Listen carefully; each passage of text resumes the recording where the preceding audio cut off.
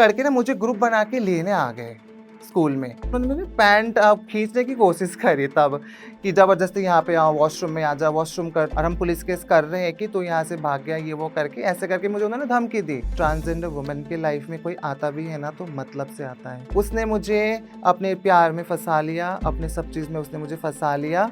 फँसाने के बाद मुझे लास्ट में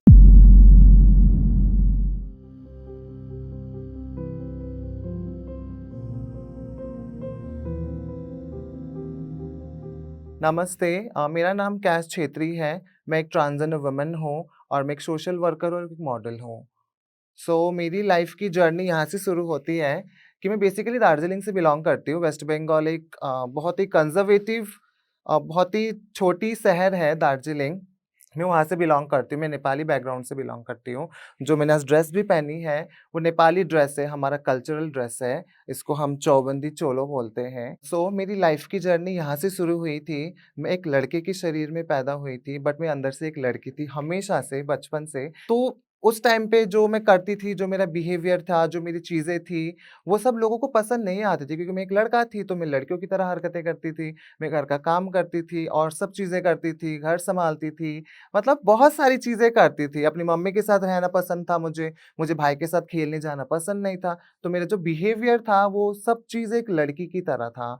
तो उन लोगों को लगता था कि ये लड़का होके ऐसी हरकतें क्यों कर रहा है। जब मेरे कज़िन्स आते थे, तो मुझे ऐसा लगता था कि वो लोग मुझे चिढ़ाते थे, तो ना दूर भागती थी मैं उनसे कि ये बोरी मुझे छेड़ेंगे, आएँगे, बोलेंगे, सबके सामने इंसल्ट करेंगे कि ये तो लड़की की तरह रहता है, तो लड़की की तरह सब चीज़ें करता है। मैं उनके साथ खेलने बाहर नहीं जाती थी, क्रिकेट खेलने या कुछ भी चीज़ें करने में, लड़कों वाली एक्टिविटी में मैं थी ही नहीं बचपन से। तो उनको ये लगता था कि ये थोड़ी-सी अलग है हमसे, तो वो मुझे हमेशा नेगलेक्ट करके ही रखते थे कि इसको तो साइड में ही रखो। इसमें मतलब एक मज़ाक का पात्र बना दिया था मुझे घर पे कि मेरे घर पे आना मतलब मुझे छेड़ना। तो वो सब चीज़ें ना मुझे समझ में नहीं आता था, बट फ़ील होता था कि मुझे क्यों बोल रहे हैं ये लोग। मुझे उस टाइम पे कुछ पता ही नहीं था। मतलब मुझे मैं तो अपने आप को एक लड़का सोचती थी, बट मैं अंदर से नहीं थी। बट जो लोग आगे से बोलते थे ना कि ये छक्का, लेडी-वेडी, ये क्यों बोलते हैं मुझे। तो धीरे-धीरे जब मैं अपनी पढ़ाई मतलब वहाँ दार्जिलिंग में करी, क्योंकि हमारे उधर तो छोटी-सी गाँव है, वहाँ पे इतनी अच्छी भी एजुकेशन नहीं होती थी। तो मैं एक प्राइवेट स्कूल में पढ़ती थी। फिर उसके बाद मैं हायर सेकेंडरी में गई वहाँ से, तो वहाँ पे मतलब गवर्नमेंट स्कूल था। तो गवर्नमेंट स्कूल में ऐसा हुआ करता था कि एक ही सबका कॉमन वॉशरूम हुआ करता था। तो वहाँ पे मैं कभी जाती ही नहीं थी मेल वॉशरूम में, मैं कभी जाती ही नहीं थी। मुझे पसंद ही नहीं था मेल वॉशरूम में जाना, क्योंकि लड़के वहाँ पे ग्रुप बना के रहते थे, तो छेड़ते रहते थे सब लोग कि ये तो इसका तो पैंट भी टाइट है, थोड़ी-सी लचक है इसकी चलने में, तो ये यहाँ पे क्यों आ रहा है? मैं लड़कियों के साथ ही अपना नोट बनाना, ये सब चीज़ें करती थी, तो लड़के मुझे बहुत छेड़ते थे। तो फिर एक दिन ऐसा हुआ कि तो लड़के ना मुझे ग्रुप बना के लेने आ गए स्कूल में, अ, 11th में स्कूल में लेने आ गए वो लोग मुझे कि वॉशरूम चल करके मुझे ज़बरदस्ती उन्होंने खींचा और मुझे वॉशरूम की तरफ लेके गए। उनको लगा था कि इसके अंदर है क्या? उनको भी ये था होगा कि ये ऐसा बिहेव क्यों कर रहा है? उनको लगा था होगा, तो उन्होंने मेरी पैंट खींचने की कोशिश करी तब कि ज़बरदस्ती यहाँ पे आओ, वॉशरूम में आ जा, वॉशरूम कर, तू क्यों नहीं आता? ये क्यों नहीं करता? वो क्यों नहीं करता? तो मुझे ऐसे ही उन्होंने बहुत ही ज़्यादा हैरेस किया था उस टाइम पे, बट मैं कुछ बोल ही नहीं पाती थी। एक तो मैं शुरू से अकेली रहती थी अपने घर पे। मैं अपने ग्रैंड पेरेंट्स के साथ रहती थी। मेरे मम्मी-पापा शुरू से अलग थे हम सब से। हम बचपन में ही मेरे मम्मी-पापा दिल्ली में आ गए थे काम करने के लिए। मैं अपने ग्रैंड पेरेंट्स के साथ रहती थी। तो मैं किसी को बोल ही नहीं पाती थी, मतलब कि मैं फ़ील क्या कर रही हूँ, मुझे लोग क्या बोल रहे हैं, लोग मुझे किस नज़र से देख रहे हैं, मुझे क्या कर रहे हैं, मुझे कुछ पता ही नहीं था उस टाइम पे। तो कभी कुछ चीज़ मैं शेयर ही नहीं कर पाई अपने घर पे कि मैं ऐसा फ़ील करती हूँ, मुझे लोग ऐसे बोलते हैं, मेरे साथ स्कूल में ये हुआ, मेरे साथ वो हुआ, मैं कभी बोल ही नहीं पाई। और मैं 12th 11th मैंने कर ली वहाँ पे, जैसे-तैसे सब चीज़ें फ़ेस करके मैंने कर ली। फिर मेरे घरवाले मुझे लेके आ गए दिल्ली। दिल्ली आने के बाद भी मैं मम्मी-पापा के साथ तो कभी रही नहीं बचपन से, तो वो एक बॉन्ड ही कभी नहीं हो पाया हम लोगों के बीच में कि मैं वहाँ पे रह सकूँ, क्योंकि उनके अंडर में रहना पड़ता था और शुरू से मैं थोड़ी-सी फ्री रही हूँ। घर पे ही रहना, सब चीज़ घर पे करना। पापा बहुत ज़्यादा स्ट्रिक्ट थे। एक तो उनको प्रेशर की बीमारी, तो बहुत जल्दी गुस्सा आता था उनको। तो एक तो मेरी हरकतों की वज़ह से वो मुझे झेल नहीं पाते थे और मेरी और चीज़ें, क्योंकि मैं घर पे ही रहती थी उस टाइम पे। तो अब मैंने जॉब ढूँढना शुरू कर दिया था फिर दिल्ली आके। मैं उस टाइम पे 17 साल की थी। 17 साल में नई जो दार्जिलिंग से दिल्ली आई है, उसको क्या ही काम मिलेगा? ना आधार कार्ड यहाँ का, ना पैन कार्ड यहाँ का, ना कुछ यहाँ का, तो उसको काम ही क्या मिलेगा? बट फिर भी मैं ऐसे ही ढूँढ रही क्योंकि मैं घर में रहना पसंद ही नहीं था। तो एक दिन ऐसा हुआ मेरी लाइफ़ की बहुत ही टर्निंग पॉइंट बोल सकते हो, एक अनजान शहर में आके बहुत सारी चीज़ें फेस करने को मिलना, तो ना मुझे एक डेटिंग ऐप में एक सर टकराए, तो उन्होंने मुझे समझाया उस टाइम पे कि क्या होता है, दिल्ली में क्या होता है, काम कैसे मिलता है, एनजीओज़ क्या है, एनजीओ में कैसे काम करना है, तुझे कैसे आगे बढ़ना है। वो डेटिंग ऐप के थ्रू ही मुझे एक सर मिले। अनफॉर्च्यूनेटली वो अभी नहीं है हमारे साथ, उनकी डेथ हो गई थी कोविड में। तो उन्होंने मुझे आज जहाँ पे मैं यहाँ पे खड़ी हूँ ना, तो मेरा लाइफ़ का टर्निंग पॉइंट वही है। उन्होंने मुझे समझाया, उन्होंने मुझे सिखाया, एनजीओ में जा, इंटरव्यूज़ दे, वहाँ पे जाके एनजीओ ऐसे काम करती है, एनजीओ वैसे काम करती है, उन्होंने मुझे सिखाया। फिर मैं इंटरव्यूज़ देने लग गई एनजीओज़ में। एनजीओ में इंटरव्यूज़ देते-देते मुझे सिलेक्ट नहीं हो क्योंकि मुझे कुछ आता ही नहीं था उस टाइम पे, छोटी भी बहुत थी। तो उनकी ही एनजीओ में उन्होंने मुझे एक दिन लगा दिया कि, "तू मेरी एनजीओ में आ, यहाँ पे काम कर, सीख पहले कि काम कैसे होता है, फिर जाके तू अपना काम कर लेना।" तो मैं उनके साथ काम करने लग गई थी। वो लोग एचआईवी एड्स के लिए काम करते थे, एलजीबीटी कम्युनिटी के लिए, तो मैं वहीं पे ही काम करने लग गई, सीखने लग गई कि एचआईवी क्या है, एड्स क्या है। तो मैं सीखते-सीखते मैंने वहाँ पे काम ही करना शुरू कर दिया था क्योंकि 17 साल की थी, मुझे कोई काम पे रखता ही नहीं था उस टाइम पे। तो वहीं पे काम सीखते-सीखते फिर जब मैं 18 की हुई, मेरे पास पैन कार्ड आया, आधार कार्ड हुआ दिल्ली का, तो मैं वहाँ पे काम करना मैंने शुरू कर दिया था। तो वहीं काम करते-करते फिर मैंने अपने आप को एक्सप्लोर करना शुरू करा। एक एक टर्निंग पॉइंट आया वहाँ पे भी कि मुझे ऐसा लगता था कि मैं इस शरीर में अब मैं उस भेस में, उस ड्रेस में जो मैं पहना करती थी पहले, मैं खुश नहीं हूँ। मुझे ऐसा लगने लग गया था एनजीओ जाके। मैं एनजीओ में गई तो वहाँ पे मुझे लगा मैं तो यहाँ पे एक्सप्लोर कर सकती हूँ, यहाँ पे तो सभी लोग कर रहे हैं, जिनको जो जैसे पहनना है, जिनको जैसे मेकअप करना है, जिनको जैसे उठना-बैठना है, वहाँ पे तो सब चीज़ होता है। तो मुझे भी लगा मैं भी कर सकती हूँ।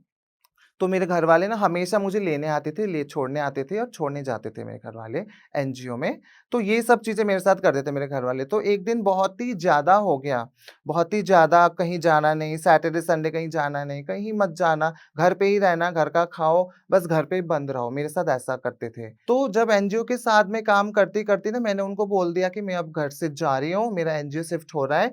तो उन्होंने सब चीज़ माँग लिया मुझसे एड्रेस-वड्रेस, तो मैंने सब चीज़ उनको मैंने उल्टा दे दिया। फिर मैं दिसंबर के लास्ट में उनको झूठ बोल के मैंने पैकिंग भी कर ली, सब चीज़ 2-3 कपड़े रख लिए जो रखना था। फिर मैं घर से दिसंबर के लास्ट में मैं वहाँ से भाग गई घर से। घर से भाग गई, घर से भाग के मैं फ्रेंड के यहाँ पे रहने लग गई थी 1-2 दिन और न्यू ईयर पे मेरा बर्थडे आता है। मेरा बर्थडे भी उन्होंने ही सेलिब्रेट किया था, मुझे मन तो नहीं था, बट उन्होंने ही मेरा बर्थडे सेलिब्रेट किया था।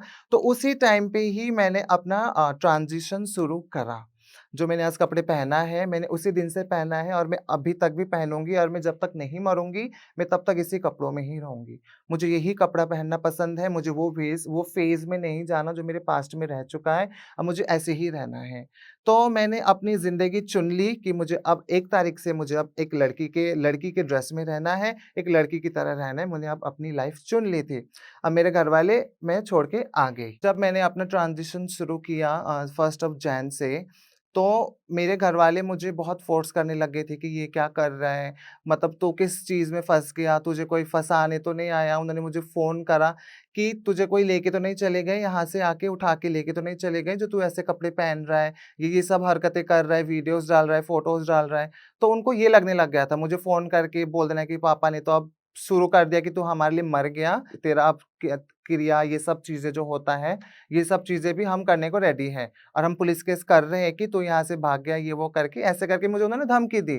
बट मैंने बोला उनको कि हाँ, आप पुलिस केस कर सकते हो क्योंकि मैंने कुछ गलत करके तो मैं आई नहीं हूँ घर से।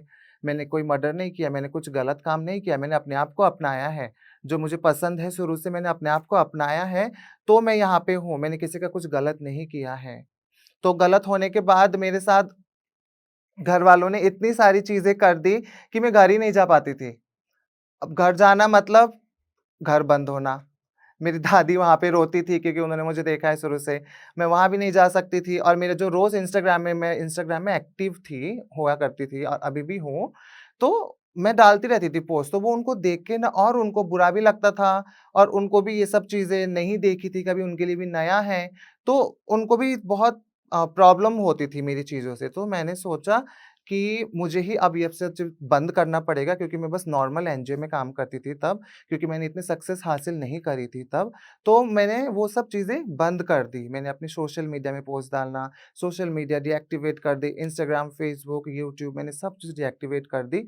मैं 2 साल के लिए मैं गायब हो गई। मैंने जब सोचा था कि मैं 2 साल में जब अपने आप को काबिल दिखूँगी, मैं खुद को भी दिखूँगी कि हाँ, मैं अच्छी भी दिखती हूँ और अच्छा काम भी करती हूँ, तब मैं जाके अपने घरवालों को भी दिखाऊँगी कि हाँ, मैं ये काम करती हूँ, हक से बोलूँगी और उनको एक्सेप्ट करना होगा वो करेंगे, नहीं करना होगा वो नहीं करेंगे। तो उनको छोड़ने के बाद मैंने जब 2 साल मैंने स्ट्रगल करी, मैंने बहुत सारी मॉडलिंग एजेंसीज़ में अपनी पोलारॉइड्स भेजती रही, अपनी ऑडिशंस देती रही, एमटीवीज़ के शोज़ में ऑडिशंस देती रही और एनजीओ में भी मैं मेंबर्स बनती गई।